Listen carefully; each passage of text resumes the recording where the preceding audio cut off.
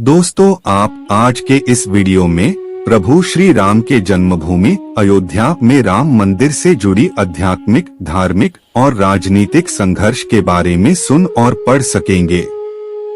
दोस्तों, हम सब बहुत भाग्यशाली है कि हमें हमारे आराध्य प्रभु श्री राम के मंदिर का निर्माण देखने का सौभाग्य प्राप्त हो रहा है। यह सब हमारे पूर्वजों के संघर्ष का परिणाम है। दोस्तों, वीडियो में आगे बढ़ने से पहले आपसे एक छोटा सा अनुरोध है कि इस वीडियो को लाइक और शेयर अवश्य करें और इस चैनल को सब्सक्राइब जरूर करें। आपके द्वारा इस चैनल को सब्सक्राइब करना ही हमारे लिए सबसे बड़ा उपहार है।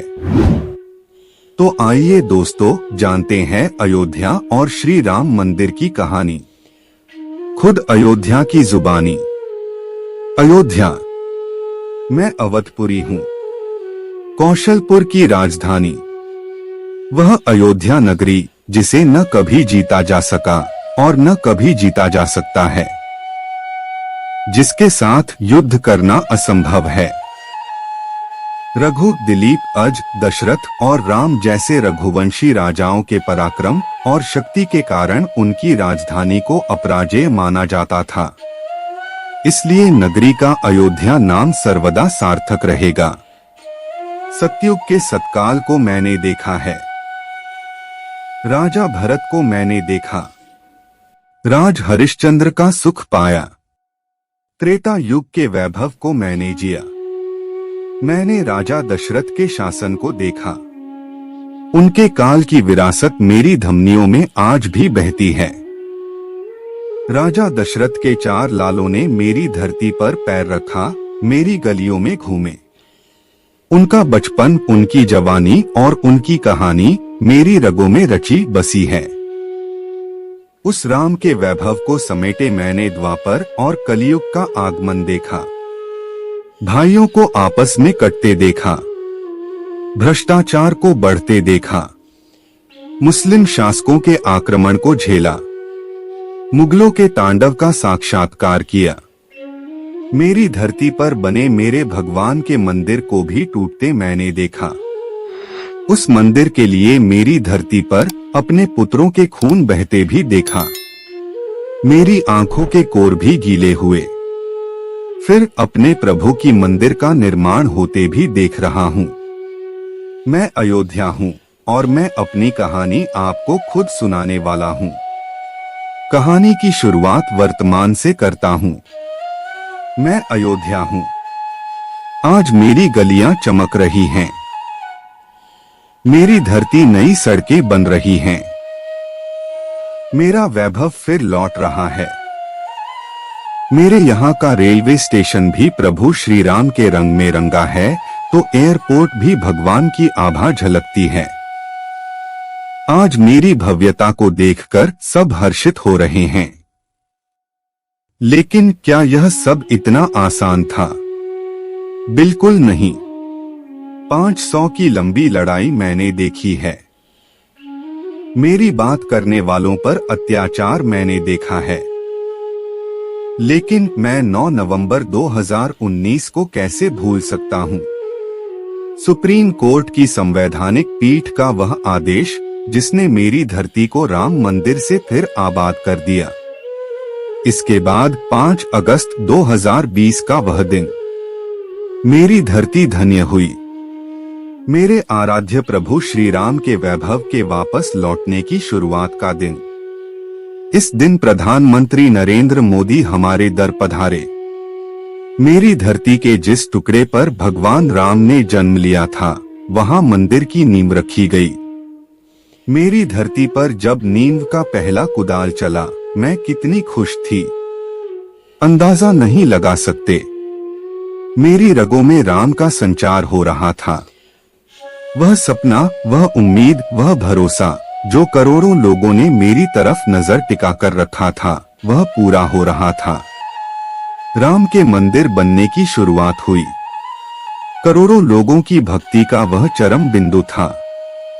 मेरे लिए जो भी युद्ध लड़े गए, इस दिन एक बार फिर मैं जीत गई, क्योंकि मैं अयोध्या हूँ।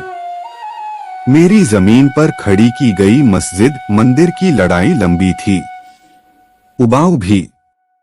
फिर भी न कोई थका, न हारा। 100 सालों से अधिक की कानूनी लड़ाई लड़ी गई। फिर आया 9 नवंबर 2019 का दिन। श्री राम जन्मभूमि बाबरी मस्जिद विवाद पर सुप्रीम कोर्ट का ऐतिहासिक आदेश का दिन। सुप्रीम कोर्ट ने एक लंबी सुनवाई के बाद मेरे दर को लेकर चल रहे विवाद पर फैसला सुनाया। तत्कालीन चीफ जस्टिस रंजन गोगोई की अगुवाई में बैठी संवैधानिक पीठ ने अपने आदेश में कहा कि विवादित जमीन पर हिंदुओं का हक है। मेरी जीत हुई थी। सुप्रीम कोर्ट ने सरकार को आदेश दिया कि मुस्लिम पक्ष को अलग से 5 एकड़ जमीन दी जाए। मेरे ही दर पर उन्हें भी जमीन दी गई है। लेकिन सुप्रीम कोर्ट का यह फैसला कुछ को कहां मंजूर था। कई पुनर्विचार याचिकाएं दाखिल की गईं। सुप्रीम कोर्ट में सभी याचिकाओं को खारिज कर दिया। फिर मेरे दर पर मंदिर निर्माण की प्रक्रिया शुरू की गई। आपको यहाँ बता दूं कि सुप्रीम कोर्ट के 5 जजों की सहमति से मेरे घर के जन्मभूमि विवाद पर फैसला सुनाया गया। फैसले में एसआई की रिपोर्ट का जिक्र किया गया। एसआई ने मेरी छाती को चीर कर देखा था। विवादित ढांचे के भीतर मेरे भगवान का मंदिर था। तत्कालीन चीफ जस्टिस रंजन गोगोई ने आदेश में कहा कि एसआई ने भी विवादित जमीन पर पहले मंदिर होने के सबूत पेश किए।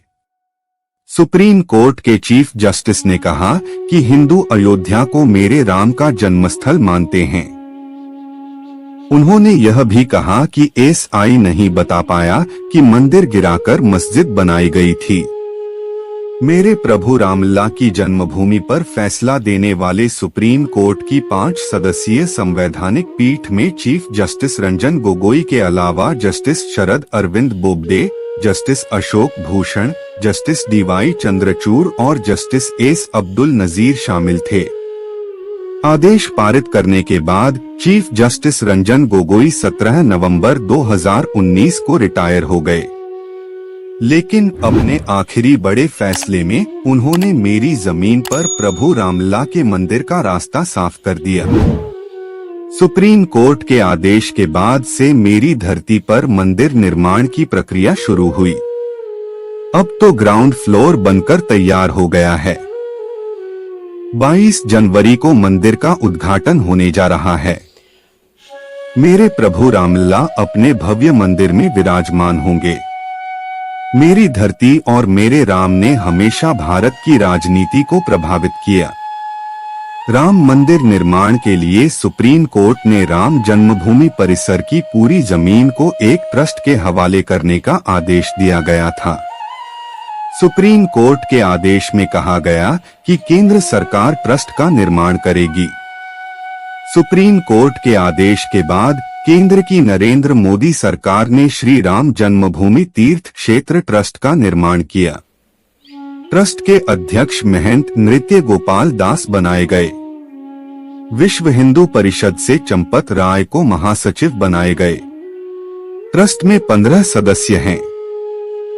ट्रस्ट ने राम मंदिर निर्माण के लिए प्रधानमंत्री के पूर्व प्रधान सचिव नृपेंद्र मिश्र की अध्यक्षता में राम मंदिर निर्माण कमेटी का गठन किया। मेरी धरती पर राम मंदिर निर्माण कमेटी ने तय समय सीमा में मंदिर निर्माण की प्रक्रिया को पूरा कराने में मदद की है। 22 जनवरी 2024 को मंदिर निर्माण के प्रथम चरण का कार्य पूरा होने के बाद मेरे प्रभु रामलला को अपने भव्य मंदिर में विराजमान किया जाएगा। मेरे दर पर रामलला के नए मंदिर प्राण प्रतिष्ठा की तैयारियां जोरदार तरीके से चल रही हैं। प्रधानमंत्री नरेंद्र मोदी एक बार फिर मेरी धरती पर आएंगे। मेरी सदियों का इंतजार पूरा होगा। मेरे रामलला अपने मंदिर में विराजमान होंगे। वह दिन कितना सुहावन होगा। अब जानिए इस मंदिर विवाद की पूरी कहानी। इस कहानी की शुरुआत होती है 1528 से। इस समय तक बाबर ने दिल्ली पर कब्जा कर लिया और देश में मुगल साम्राज्य की नींव पड़ गई थी। इतिहासकारों की माने तो बाबर के कमांडर यानी सेनापति मीर बाकी ने बाबर के आदेश के बाद अयोध्या में राम मंदिर को तुड़वा दिया। इसके बाद वहां एक मस्जिद बनाई। मस्जिद का नाम रखा बाबरी मस्जिद। 1528 में मस्जिद बनाई गई या नहीं, इसका कोई ऐतिहासिक प्रमाण नहीं है। आईने अकबरी हो या बाबरनामा, दोनों में ही इसका जिक्र नहीं मिलता। तुलसीदास ने 1574 में रामचरितमानस का अवधी में अनुवाद किया।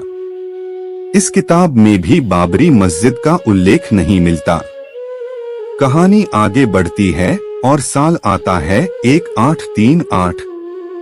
इस साल पहली बार अयोध्या में सर्वे किया गया। सर्वे करने वाला अधिकारी ब्रिटिश था, जिसका नाम था मॉन्टगोमेरी मार्टिन। मार्टिन ने सर्वे के बाद बताया कि मस्जिद में जो पिलर मिले हैं वो हिंदू मंदिर से लिए गए हैं। बता दें कि 1838 से पहले के 300 वर्षों का कुछ खास इतिहास मौजूद नहीं है। लेकिन ब्रिटिश अधिकारी के सर्वे के बाद अयोध्या में पहली बार साल 1838 में ही बवाल होता है। हिंदू कहते हैं कि जिस स्थान पर बाबरी मस्जिद है वहां पहले भगवान राम का मंदिर हुआ करता था, जिसे बाबर ने तुड़वा दिया और उस पर मस्जिद का निर्माण करवाया। साल 1853 आता है और पहली बार अयोध्या में दंगा होता है। इसके बाद 1857 में हनुमानगढ़ी के महंत ने मस्जिद के आंगन के पूर्वी हिस्से में एक चबूतरा बनाया। इसी चबूतरे को राम चबूतरा कहा गया। इसी स्थान को राम जन्मभूमि भी कहा गया। विवाद बढ़ा तो इसके विरोध में मौलवी मोहम्मद असगर ने जिला मजिस्ट्रेट के सामने अर्जी लगाई। पहली बार साल 1859 में मजिस्ट्रेट के आदेश के बाद मस्जिद में एक दीवार खड़ी कर दी जाती है। इस तरह भीतरी हिस्से में मुसलमानों को इबादत और बाहरी हिस्से में हिंदुओं को पूजा करने की अनुमति मिली। अब साल आता है 1885। निर्मोही अखाड़ा के महंत रघुवार दास ने राम चबूतरे की कानून हक लेने के लिए कोर्ट में अर्जी डाली। इस जगह उन्होंने मंदिर बनाने को लेकर कोर्ट से मांग की। इस याचिका में चबूतरे वाले स्थान को ही राम जन्मभूमि बताया गया था। ये अर्जी साल 1886 में खारिज कर दी जाती है। अब कहानी सीधा पहुंचती है साल 1934 में। अब सवाल ये उठता है कि 1886 से 1934 तक क्या हुआ। इस दौरान कई दस्तावेजों ने ये दावा किया कि अयोध्या में कई मंदिरों को तोड़ा गया और उस पर मस्जिदों का निर्माण हुआ। उनमें से एक राम मंदिर भी था। साल 1934 में अयोध्या में सांप्रदायिक दंगे हुए। लोगों ने बाबरी मस्जिद के कुछ हिस्से को ढहा दिया। मस्जिद के टूटे हुए हिस्से को अंग्रेजों ने ठीक कराया। साल 1944 में वक्फ बोर्ड की तरफ मस्जिद को सुन्नी प्रॉपर्टी घोषित कर दी जाती है। सुन्नी प्रॉपर्टी इसलिए क्योंकि बाबर सुन्नी मुसलमान था। साल 1947 में देश आजाद हुआ। बंटवारे का जख्म ताजा था। हिंदू और मुसलमानों के बीच नफरत इस समय पक्के तौर पर थी। आजादी के बाद राम मंदिर की मांग जोर पकड़ती है। दिसंबर 1949 में अयोध्या में 9 दिनों के रामचरितमानस पाठ का आयोजन किया जाता है। इस आयोजन में गोरखनाथ मंदिर के महंत दिग्विजय नाथ भी शामिल थे। 22 और 23 दिसंबर की रात मस्जिद में भगवान राम की मूर्तियां मिलती हैं। आरोप हिंदुओं पर लगता है। कहा गया कि उन्होंने मूर्तियों को विवादित स्थान पर रखा। 23 दिसंबर की सुबह मस्जिद में रामलला की पूजा शुरू हो जाती है। हिंदू वहां पूजा और दर्शन करने पहुंचते हैं तो मुस्लिम वहां विरोध करने पहुंचते हैं। मामला फिर कोर्ट में पहुंचता है। ये वो समय था जब देश में संविधान लागू नहीं हुआ था। संविधान की धर्मनिरपेक्षता अब तक तय नहीं की जा सकी थी। इस दौरान प्रधानमंत्री जवाहरलाल नेहरू ने बयान दिया और कहा कि जो हुआ वह गलत हुआ, किसी भी धार्मिक स्थान को कोई हथिया नहीं सकता। एक किस्सा है नेहरू और उस समय के फैजाबाद के जिलाधिकारी के नायर का। दरअसल नेहरू के नायर को खत लिखते हैं। वो मस्जिद से मूर्ति हटाने और पहले जैसी यथास्थिति बनाने का आदेश देते हैं। के नायर इस आदेश को नकार देते हैं। अपने खत में वो नेहरू को जवाब देते हुए लिखते हैं कि यहाँ स्थिति गंभीर है, दंगे या हिंसा हो सकती है। नायर के खत को पढ़ने के बाद नेहरू फिर एक खत लिखते हैं। यह चिट्ठी नायर के पास 27 दिसंबर 1949 को आती है। नेहरू लिखते हैं, आदेश का पालन किया जाए और यथास्थिति बनाई जाए। इसके जवाब में नायर ने नेहरू को खत लिखकर सुझाव दिया, जिसमें उन्होंने कहा कि इस मामले को अदालत को दे दिया जाए।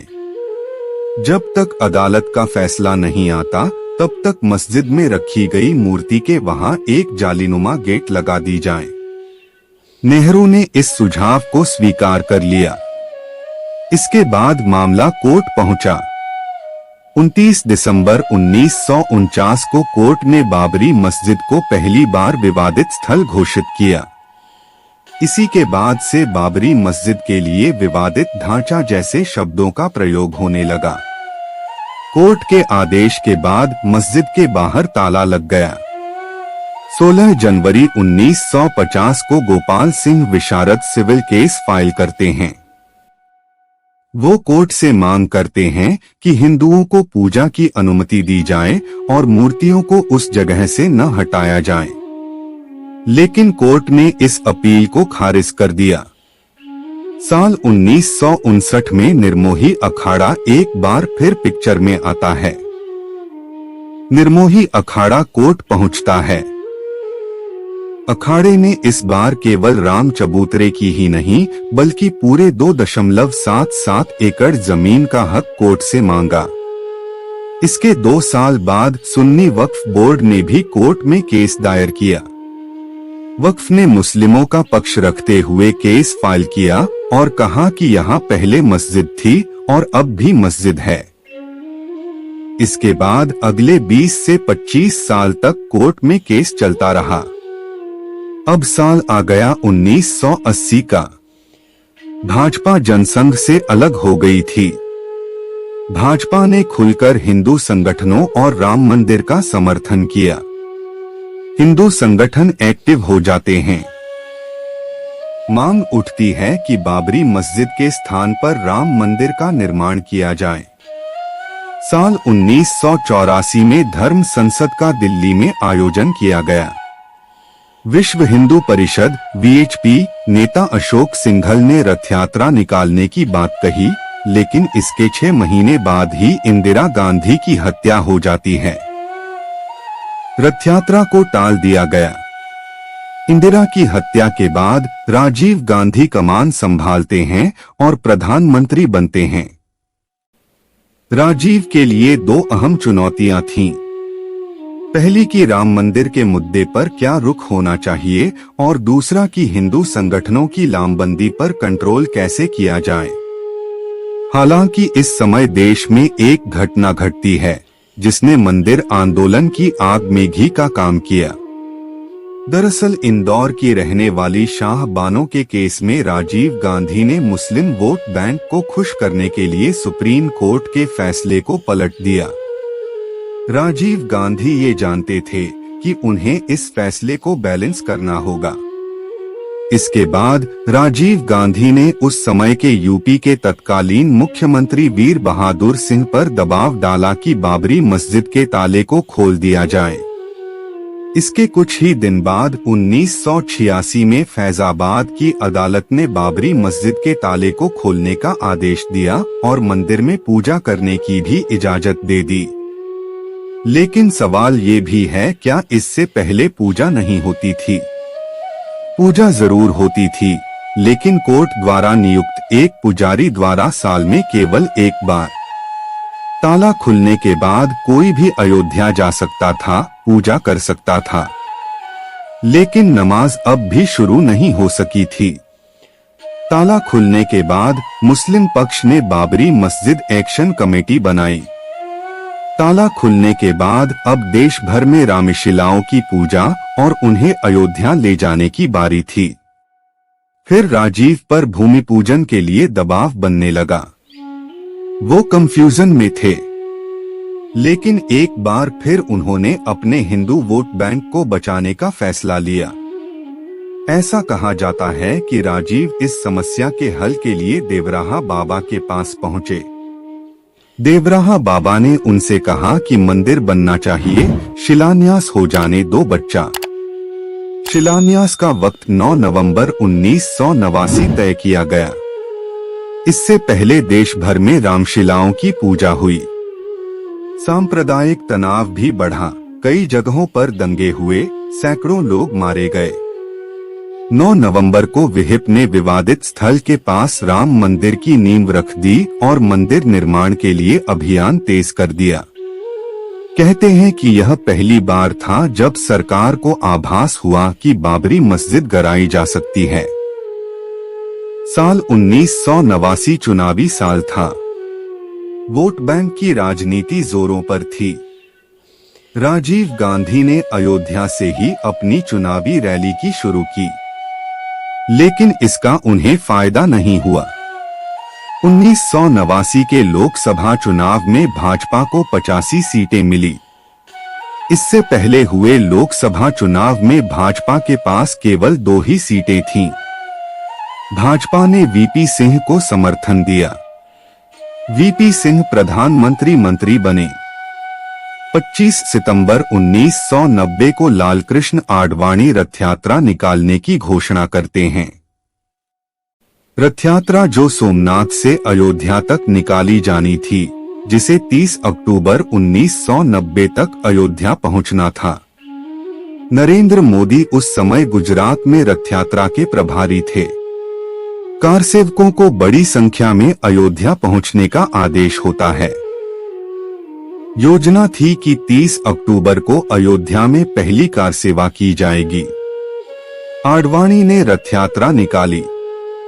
इस दौरान देश भर में खूब हिंसा और दंगे हुए, लोग भी मरे। 23 अक्टूबर को आडवाणी की रथ यात्रा बिहार के समस्तीपुर पहुंचती है।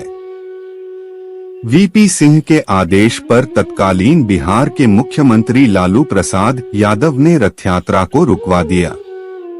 आडवाणी को गिरफ्तार कर लिया गया। गिरफ्तारी की यह जानकारी दिल्ली पहुंची तो अटल बिहारी वाजपेयी ने वीपी सिंह की सरकार से समर्थन वापस खींच लिया।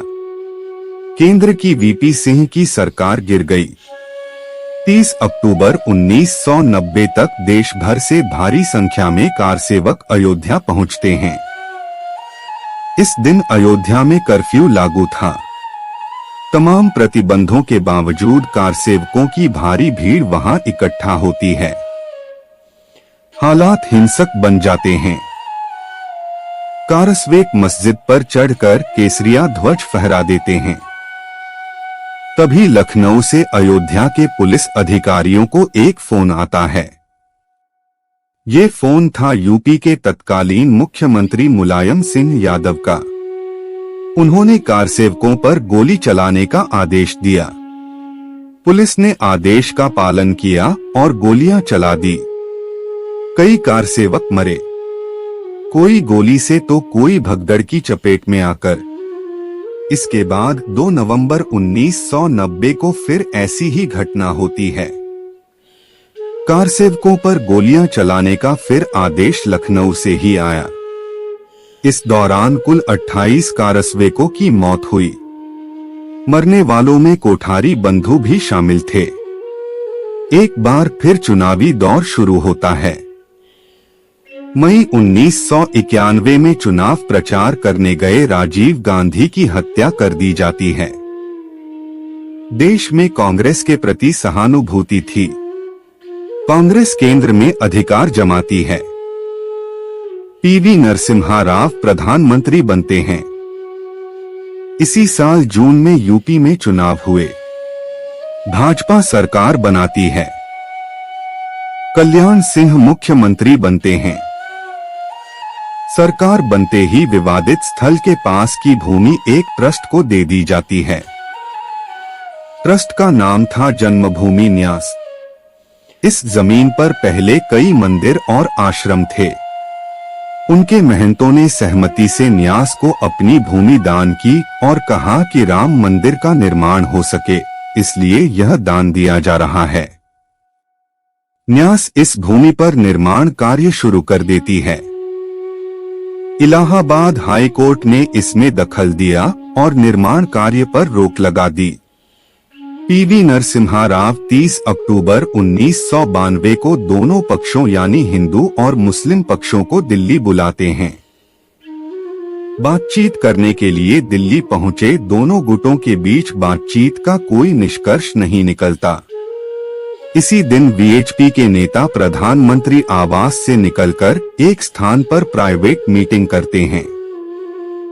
ऐलान करते हैं कि 6 दिसंबर 1992 को कार सेवा दिवस मनाया जाएगा। देश भर से हिंदुओं को एक बार फिर अयोध्या आने को कहा जाता है। कहते हैं कि 6 दिसंबर की प्लानिंग काफी समय पहले हो चुकी थी। एक बात यह भी सामने आती है कि 6 दिसंबर से पहले 5 दिसंबर को मस्जिद गिराने का रिहर्सल किया गया था। 6 दिसंबर 1992 को अयोध्या में लगभग 2 लाख कारसेवक पहुंच चुके थे। ये कारसेवक मस्जिद की तरफ बढ़ते हैं। भीड़ ने मस्जिद को गिरा दिया। पहला गुंबद 2 बजे तक, दूसरा गुंबद 3:30 बजे तक और तीसरा गुंबद 5 बजे तक गिरा दिया जाता है। वहां रामलला के लिए एक छोटे मंदिर को तैयार किया जाता है। रामलाल उसमें विराजमान होते हैं। मुलायम सिंह की तरह तत्कालीन मुख्यमंत्री कल्याण सिंह ने कोई सख्त एक्शन नहीं लिया, बल का भी प्रयोग नहीं किया। जब मस्जिद गिरी तो वीएचपी और भाजपा के कई नेता वहां मंच पर मौजूद थे। वो कार्यकर्ताओं और कारसेवकों से संयम बरतने की अपील करते हैं। इन नेताओं पर अब भी केस चल रहा है जो कोर्ट में लंबित है। 6 दिसंबर की शाम 6 बजे तक यूपी में राष्ट्रपति शासन लागू कर दिया जाता है। कल्याण सिंह का इस्तीफा पहले से तैयार था, वो इस्तीफा दे देते हैं। 7 दिसंबर को पीवी नरसिम्हा राव संसद में बयान देते हैं और कहते हैं मस्जिद को गिराना बर्बर कार्य था। बाबरी मस्जिद गिरने के बाद अगले कुछ समय तक मामला शांत रहता है। अगले कुछ सालों में केंद्र में भाजपा की सरकार आ जाती है। अटल बिहारी वाजपेयी प्रधानमंत्री बन जाते हैं। 2001 में वीएचपी केंद्र सरकार को कड़ा संदेश देती है। कहती है मस्जिद गिर चुकी है, राम मंदिर बनाने की तैयारी शुरू करें। सरकार यदि नहीं करेगी तो वीएचपी खुद मंदिर बनाएगी। साल 2002 में यूपी चुनाव के लिए भाजपा ने घोषणा पत्र जारी किया। राम मंदिर निर्माण का मुद्दा इसमें नहीं था। वीएचपी ने फिर आह्वान किया और कारसेवक फिर अयोध्या में जुटे, लेकिन प्रशासन हस्तक्षेप करती है। इसी दौरान कारसेवक जब लौट रहे थे तो गोधरा की एक ट्रेन में आग लगा दी जाती है, जिसमें बाद कई कारसेवक व अन्य लोग जलकर मर जाते हैं। परिणामस्वरूप गुजरात में भीषण दंगे होते हैं। देश में माहौल खराब हो चुका था। कोर्ट ने मामले की गंभीरता को समझा। अप्रैल 2003 में इलाहाबाद हाई कोर्ट की 3 जजों की बेंच विवादित स्थल के मालिकाना हक की कार्रवाई शुरू करती है। एसआई को वैज्ञानिक सबूत जुटाने का काम दिया जाता है। एसआई विवादित स्थान पर खुदाई करती है। खुदाई 6 महीने तक चलती है। अगस्त 2003 में एसआई रिपोर्ट पेश करती है। रिपोर्ट में एसआई ने बताया कि खुदाई में 10 से 12 सेंचुरी के बीच के हिंदू मंदिरों के अवशेष मिले हैं। पिलर, ईंटें, शिलालेख और अन्य चीजें मिली हैं। पहली बार विवादित स्थल से जुड़े वैज्ञानिक सबूत मिलते हैं। मामला कोर्ट में चलता रहता है। 30 सितंबर 2010 को इलाहाबाद हाई कोर्ट ने अनोखा फैसला सुनाया। कोर्ट ने 2.77 एकड़ वाली विवादित भूमि को 3 बराबर हिस्सों में बांट दिया। इसमें 1/3 हिस्सा निर्मोही अखाड़ा, 1/3 हिस्सा राम जन्मभूमि न्यास और बाकी 1/3 हिस्सा सुन्नी वक्फ बोर्ड को दिया गया। इस फैसले से तीनों ही नाखुश थे। साल 2011 में पहली बार तीनों ने सुप्रीम कोर्ट का दरवाजा खटखटाया। जनवरी 2019 में अयोध्या केस की सुनवाई के लिए 5 जजों की संवैधानिक पीठ बनाई गई। इसकी अध्यक्षता कर रहे थे चीफ जस्टिस रंजन गोगोई। पीठ में justice DY Chandrachud, justice UU Lalit, justice Bobde और जस्टिस एनवी रमन्ना को शामिल किया गया। 5 जजों की बेंच ने इलाहाबाद हाई कोर्ट के फैसले पर रोक लगा दी। 9 नवंबर 2019 को ऐतिहासिक फैसला आया। इस फैसले ने राम मंदिर के 492 साल पुराने संघर्ष पर विराम लगा दिया। बेंच ने सर्वसम्मति से फैसला लिया और एएसआई की साइंटिफिक रिपोर्ट का हवाला दिया तथा 2.77 एकड़ की पूरी जमीन जो विवादित थी वह रामलला विराजमान को दे दी गई। सरकार को आदेश हुआ कि राम मंदिर निर्माण के लिए ट्रस्ट बने। सुन्नी वक्फ बोर्ड को अयोध्या में किसी और स्थान पर 5 एकड़ जमीन देने का भी आदेश हुआ। 5 फरवरी 2020 को राम जन्मभूमि ट्रस्ट को मंजूरी मिली। 5 अगस्त 2020 को प्रधानमंत्री नरेंद्र मोदी अयोध्या पहुंचते हैं। राम जन्मभूमि का पूजन और शिलान्यास करते हैं। अंत में 22 जनवरी 2024 को रामलला की प्राण प्रतिष्ठा होने वाली है। प्रधानमंत्री नरेंद्र मोदी खुद इस कार्यक्रम में मौजूद रहेंगे। राम जन्मभूमि के संघर्ष की कुछ ऐसी थी 492 साल तक चली कहानी। दोस्तों, कृपया कमेंट में जय श्री राम अवश्य लिखें। आपको यह वीडियो कैसा लगा कृपया कमेंट में जरूर बताएं। यदि यह वीडियो पसंद आया हो तो इस वीडियो को लाइक व शेयर करें और इस चैनल को सब्सक्राइब अवश्य करें।